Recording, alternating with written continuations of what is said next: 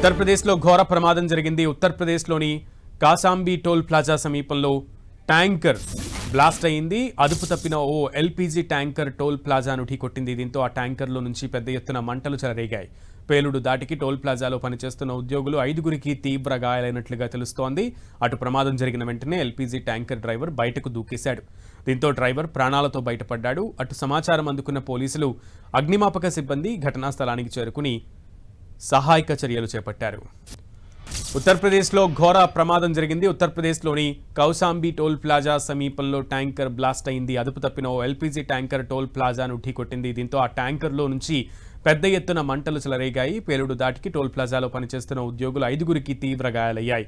అటు ప్రమాదం జరిగిన వెంటనే ఎల్పీజీ ట్యాంకర్ డ్రైవర్ బయటకు దక్కారు. దీంతో డ్రైవర్ ప్రాణాలతో బయటపడ్డాడు. అటు సమాచారం అందుకున్న పోలీసులు, అగ్నిమాపక శాఖ సిబ్బంది ఘటనా స్థలానికి చేరుకుని సహాయక చర్యలు చేపట్టారు. ఉత్తరప్రదేశ్ కౌసాంబీ టోల్ ప్లాజా సమీపంలో ఒక ఎల్పీజీ ట్యాంకర్ పేలుడు ఘటన ఇప్పుడు సంచలనంగా మారింది. పేలుడు ధాటికి అక్కడ భారీగా ఎగిసిపడుతున్నాయి మంటలు.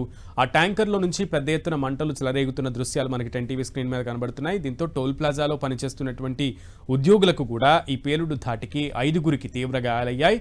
అటు ప్రమాదం జరిగిన వెంటనే ఎల్పీజీ ట్యాంకర్ డ్రైవర్ బయటకు దూకేయడంతో తాను క్షేమంగా ప్రాణాలతో బయటపడగలిగారు.